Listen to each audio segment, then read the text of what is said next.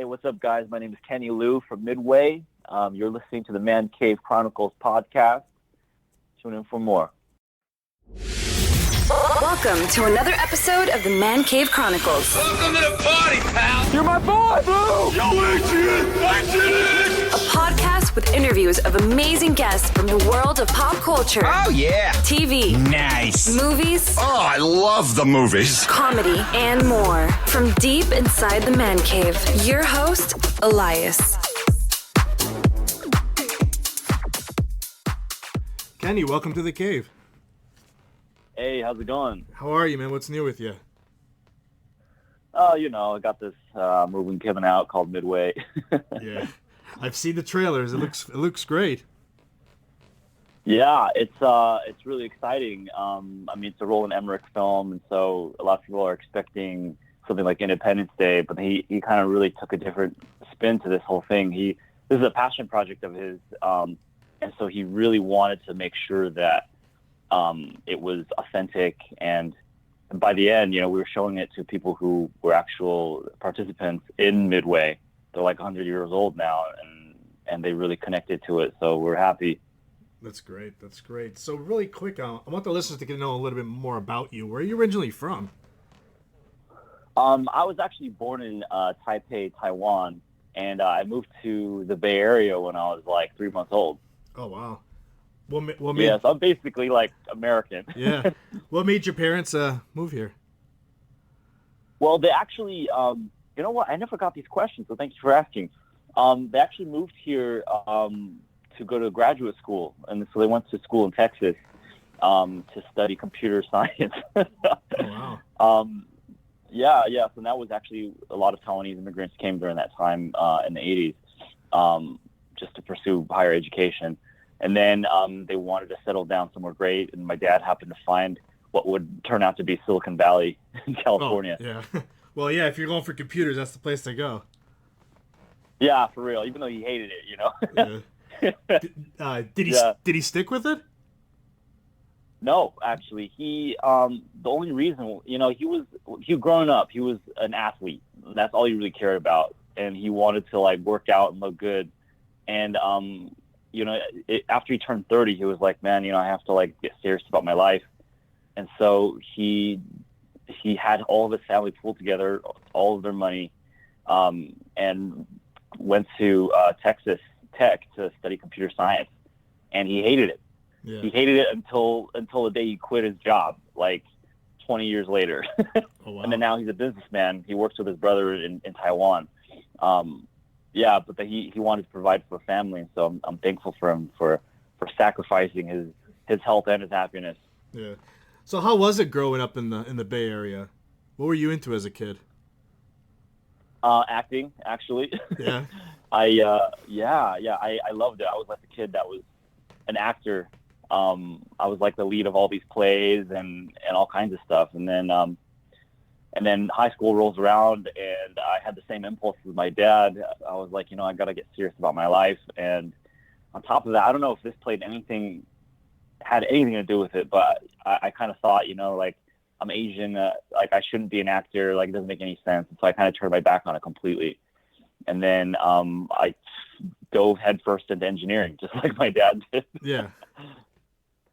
Yeah, and it wasn't until after I graduated from Berkeley with an engineering degree, and I was working full time, that I was like, I used to love doing this as a kid. Let's audition for something on Craigslist, and that's where I got my acting career start. Wow. How did your parents feel about all that? Like, you went to college Oh. for all that, and one day you're like, I'm gonna go in the acting world. Yeah, horribly. Well, my dad especially, like he was like, I like, sponsored your college education, and now you're back on all this. I actually had to prove to them that it was something that I really wanted to do. I was working full time, and I was fortunate enough that I was making enough money to have acting be a part-time thing up in the Bay Area. It was all commercials and all, so it wasn't like serious stuff. But then, after a while, like it was 3 or 4 years of doing that. I was working full time, doing a startup actually in Silicon Valley. So those hours are crazy.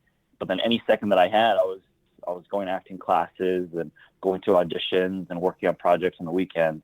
And they gradually started to see, especially my dad. My mom actually was very supportive from the beginning. She's like, you get the impression that a lot of Asian parents are like very one way, but my mom was like completely different than that. She was like, she knew what it was like to not want to conform to what other people want you to do. And she was like, Kenny, you got to keep doing this. Yeah. And I think without her, like I would have been like, I should be responsible to my parents and, live out this life that is like, great health insurance and a whole ton of money right in front of you and like starting a family and all that stuff. What's their reaction now that you're in movies and TV shows? Well, my dad doesn't frequently go like, I'm proud of you, son. Yeah. But the time when I know he is when he's like talking to his coworkers or something. He's like, hey, by the way, my son is in this. Then I know that I've made it. Yeah. So growing up, you said you enjoyed acting and stuff like that. Was it also there any specific movies or TV shows that you enjoyed and that motivate you more to get into it? A lot actually, and then I'm worried that a lot of your listeners won't know like the references to these, but I grew up on a lot of American television and movies like Independence Day and stuff. That was like my favorite blockbuster of all time. So it's great getting to work with Roland now. But then also a lot of the movies I loved watching as a kid were Chinese movies. Okay. Like Jackie Chan, who everybody knows now, and Stephen Chow, who had a couple of breakouts in America, like Kung Fu Hustle and Shaolin Soccer. I grew up on those two, like my sisters and I called them like the really incredible uncle, who's Jackie Chan, and the really funny uncle, who's Stephen Chow. And those were like my go-tos, like just watching them growing up was like a very special education because I got to get both sides, American movies, and especially they were actually more Hong Kong than it was like Chinese movies. Yeah. So did you enjoy like the martial arts movies as well? Oh yeah. Oh, for sure. Jet Li, Jackie Chan. I actually didn't get much into Bruce Lee until like much later. Yeah. But then those two especially. Do you have a favorite? There's a really obscure one that nobody knows about that Jackie Chan did called City Hunter. Are you a huge movie guy? I am. I mean, less now. I mean, I still try to get to. I have 2 kids now, so it's harder to get into movies. But me and my wife try to get to movies as much as we can. Oh, I know. It's a good way to get the kids to like chill out for a little while. Exactly. That's what my parents did for us. But there's a movie called City Hunter, and Jackie Chan. There's a segment in City Hunter where Jackie Chan plays E Honda and Chun-Li. And I just thought it was the funniest thing in the world. And then back then, everything was on VHS tapes. Yeah. And so I'd bring that thing over to my friend's house and be like, you guys got to see this. You don't have to watch a movie. Just watch this sequence. And that's how it was back then. Wow. So you got into the acting world. Do you remember your first gig? What was it? Oh, yeah. My first gig was as a Japanese pilot on the TV show Zoo. I'm not even sure if that's still around, but that was in New Orleans. Oh, wow. And it was my first TV job ever. I moved down after I moved down to LA. And I remember that I got a local agent in New Orleans because, finding auditions was hard in LA, period. And so I had to have myself be hired as a local hire. And when you work as a little co-star, it's like a few lines. I basically had to fly my ass out there and book a hotel and everything. So I ended up losing money just to get that credit. You know what I mean? And then on top of that, you don't even see my face. Wow. Yeah. So that's the life. That was 5 years ago, it's crazy. Yeah. But and then in 5 years, later, like I said, you're starring now in movies, and like and a couple of years ago, you did this miniseries, The Long Road Home. Tell us about that. Yeah. Oh my God, The Long Road Home is one of the most beautiful things I've ever been a part of.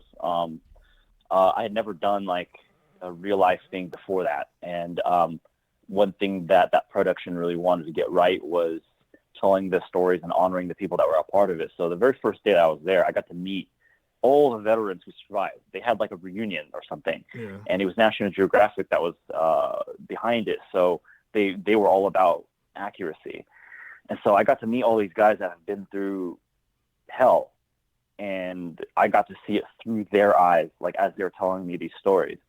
And the guy that I play, his name is Sergeant Eddie Chen. The show's already been out for 2 years, so I'm going to spoil this, but I end up passing away.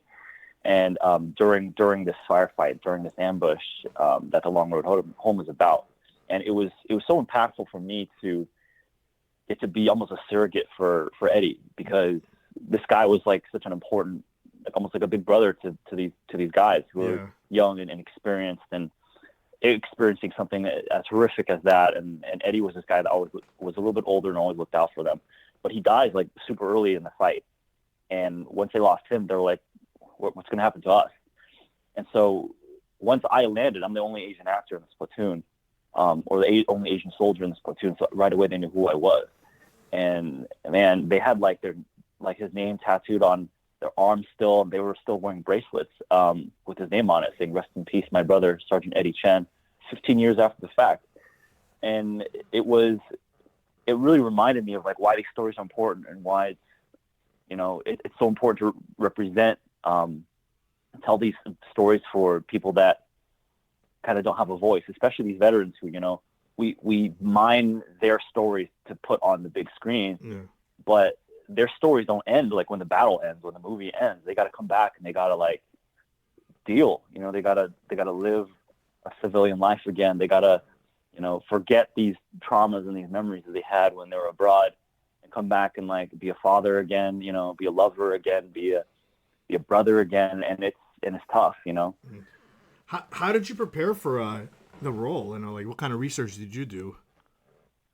I was lucky with us. And then Martha Raddatz was behind it. She's an ABC correspondent, and she wrote a book that was very factual and historically prioritized, I guess, because there are a lot of hard facts.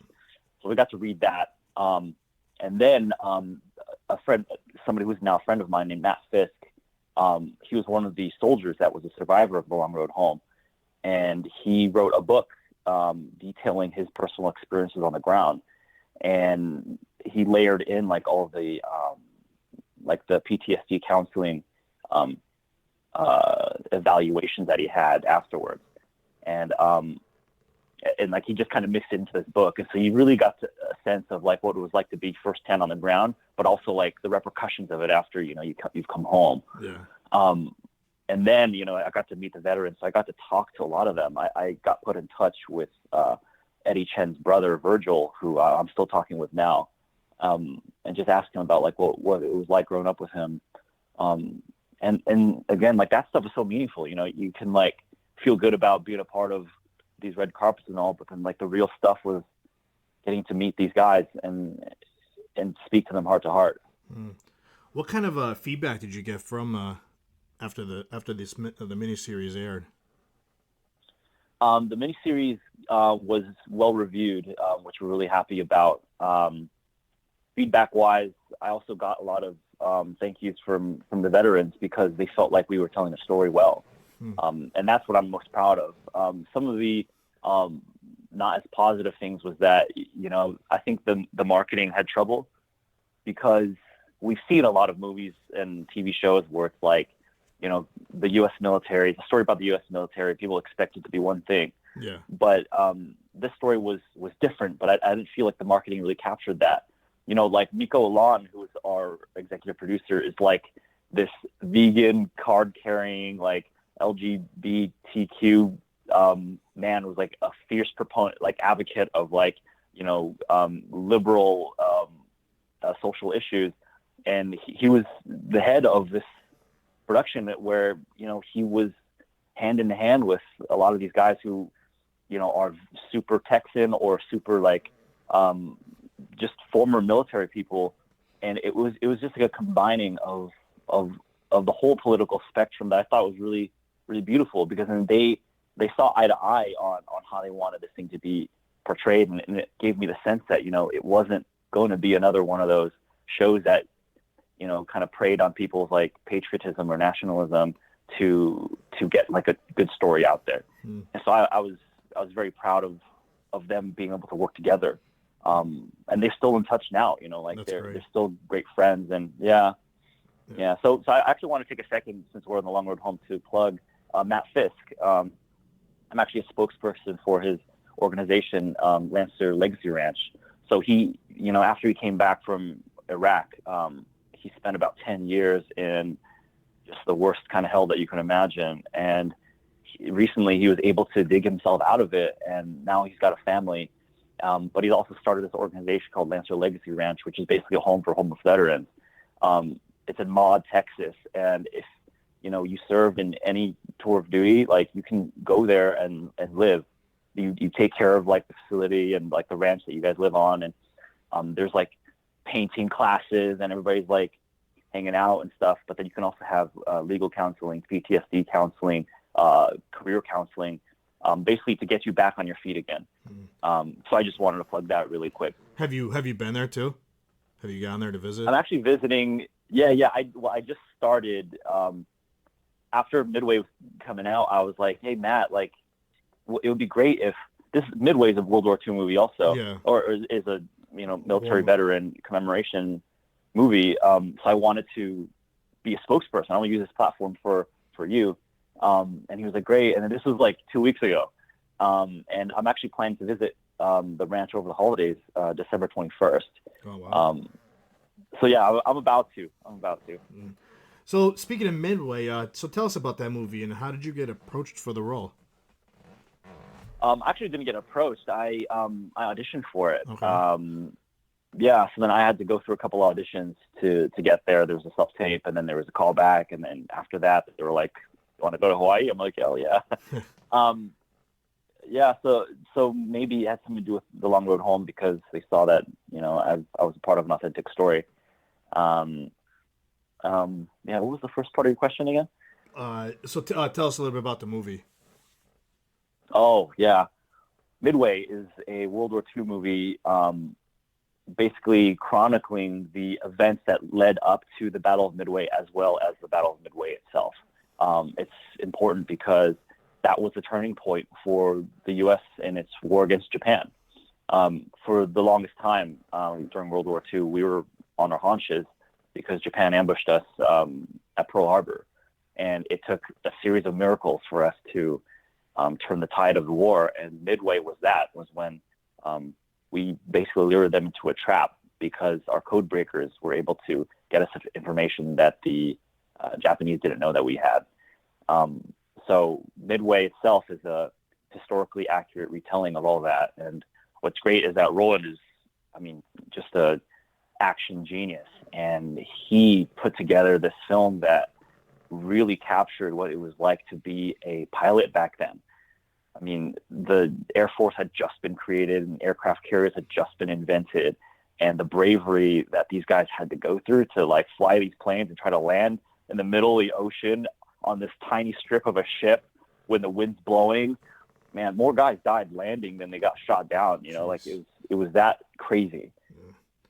Tell us about your character that you're playing on the movie. My character's name is Chu Xue-san, and he's this Chinese like school teacher in the middle of nowhere who manages to save Captain Doolittle, who's one of the most famous American pilots at the time, after he led the Doolittle raids, which was a raid on Tokyo in retaliation for Pearl Harbor. It was like completely militarily ineffective, but the Doolittle raids was a suicide mission to bomb Tokyo and show them that, hey, we can still punch back. But then all the men who were sent there had no fuel to fly back home, so they had to crash land in China. And so Doolittle crash lands in China. He was about to get executed by the Chinese army because he didn't speak any Chinese, and they thought he was a German spy. Yeah. And Zhu Xue-san comes out of nowhere and says, hey, I speak a little bit of English. Let me just like insert myself in here and like translate. And he does. And he gets Doolittle, saves Doolittle's life and his men's life, nurse them back to health, bring them back to U.S. territory, and then Doolittle goes right back into fighting World War II against the Japanese. Wow. It's a crazy story. because growing up in America, I'd never heard about this. And then I had to do a lot of research in Chinese. And then suddenly there's books and books and books about this guy who became like lifelong friends with Doolittle. They had like reunions every single year because of the impact that like the brotherhood that they experienced, like getting out of China. And I never heard about it, and so that to me is like why it's so meaningful to play this part. How was it working with the cast of the movie? Oh, great. I mean, I got to work with Aaron Eckhart for like a week in Hawaii. And he's incredible. He's been like a star for, I don't know how many decades. I've known him since, he was in Batman. And just watching the way he worked, I learned a lot that, you'd never learn in any acting school or get through any acting coach ever. Just watching the way he thinks and the way he communicates to the director and the way he works with the camera was such an honor. And then Roland was like, he's so experienced. He knows exactly what he wants. And then, so you better, you better keep up. Cause he would make some kind of adjustment and, you better be ready for it because there's going to be some camera zooming in on your face for like 10 seconds. And then he changed the line and then he's like, okay, do that, but stay here for 5 seconds and take 2 steps over here and stay here for 3 seconds and then turn your head. You have to adjust like in the moment with like 300 people waiting on you. And you got some big names in the movie also. Woody Harrelson, Mandy Moore. Yeah. Nick Jonas, Luke Evans, Ed Skrein, who I loved in this movie. A lot of people. Yeah. When is the premiere for the movie? When's it coming out? November 8th, this Friday. So tomorrow. All right. Also, you've I did a little research on you. Dragon Ball Z, huh? Huge. There's fans out there that love you on that. Tell us about that. That's right. Yeah. Have you watched Dragon Ball Z? Or you kids watch Dragon Ball? No, my kids are young, but I grew up during that area. I wasn't really into it as much as I think my brother was more into it. It's so crazy. Yeah. Oh my gosh, that was so fun. That was like I first arrived in LA, so I didn't really have many credits. But then there was this fan film that was just on YouTube that got 27 million views, and they wanted from that they were like, let's shoot like a bigger budget type thing. And so then they did auditions for like serious actors, I guess, because they did it with stunt people before. And then I got the lead role. I got to play Gohan, and it came out, and then we got to 10 million views before YouTube was like, oh, this looks too much like a copyright infringement thing, and they took us down. And then we fought it, and then they were like, oh, you're right, but they didn't give us back the numbers, and so we just put it back up again like last year, and it's back up to like 4 million or something. But it's incredible. It's anybody who's like an anime fan, or especially Dragon Ball Z, who are people, the fans are just zealous about it. It's incredible. I get recognized everywhere for it. I was working in Brazil just last month, and then all the stunt people were like, "Holy crap, you're Gohan!" And I just never expect it. And what's really crazy is that we went to a lot of conventions, and I thought that growing up, I thought it was like an Asian thing. I thought it was like a secret that only Asian people knew about because it's an anime. But it didn't matter what color you were, what cultural background you came from, what age you were. People were like huge fans of Dragon Ball. Wow. Like there was no pattern at all. And that was so stunning for me to see. And it just made the world a little bit smaller. Wow.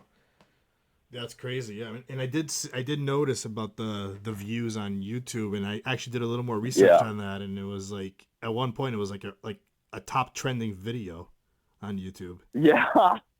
Yeah, I know. So then it just took the wind out of the sails of the team that did it. Their name is Robot Underdog, and it's just a wife and husband team. Yeah. And they're people of color, but they didn't have this as their full-time job. This is all part-time. Yeah.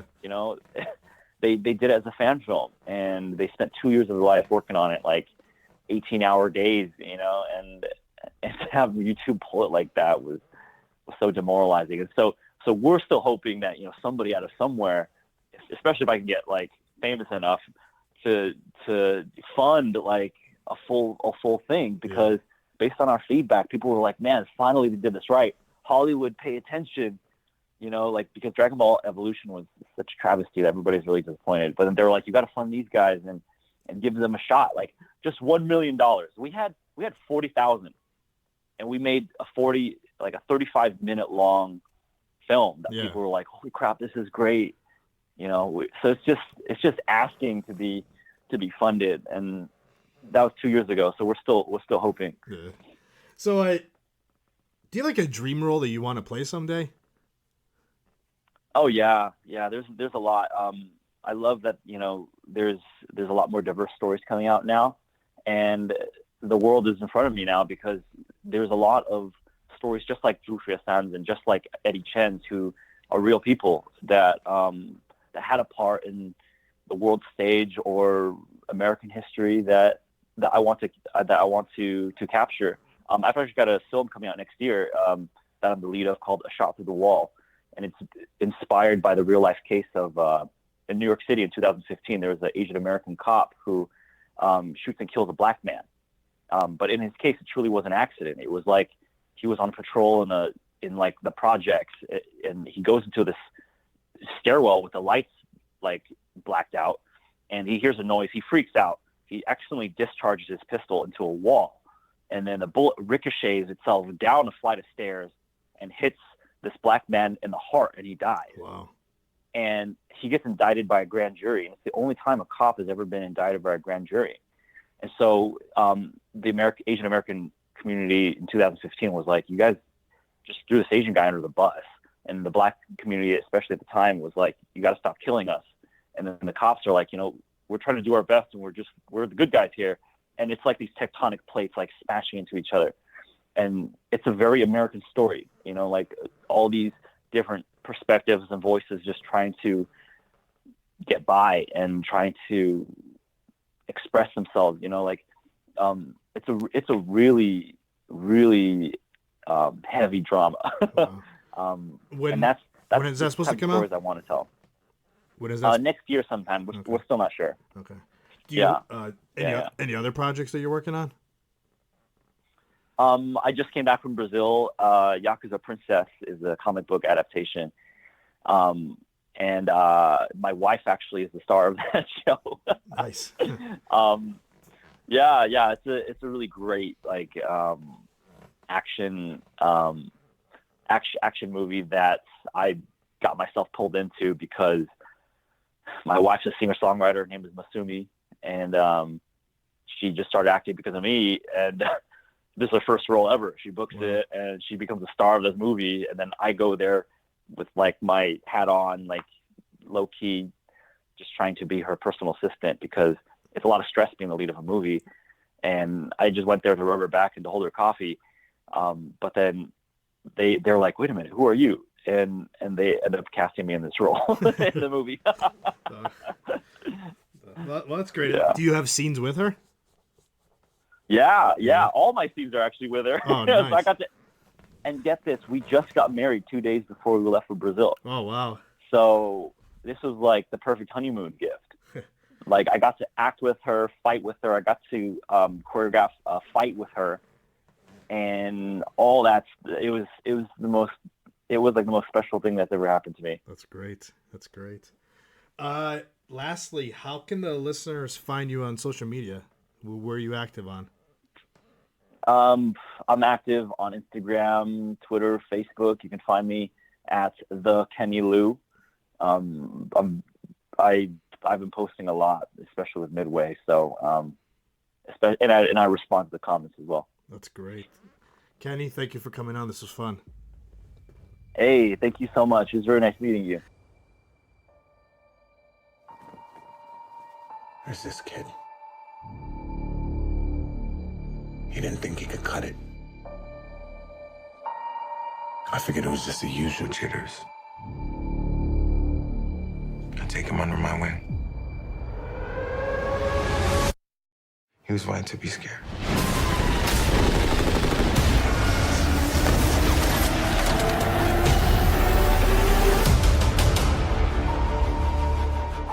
harbors the greatest intelligence failure in American history. This can never happen again. I want to make it right. At least some of the boys still want to fight. The Japanese are planning something bigger. So what's the target? We believe it's Midway. Washington disagrees. Washington is wrong. If we lose, the Japanese own the West Coast. Seattle, San Francisco, Los Angeles will burn. We got the order to launch. We need to throw a punch so they know what it feels like to be hit.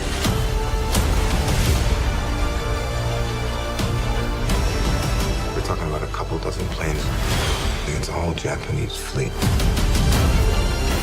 This isn't a fair fight. I don't know how to lead these men. They'll follow you anywhere. If you know that you came through when people are counting on you,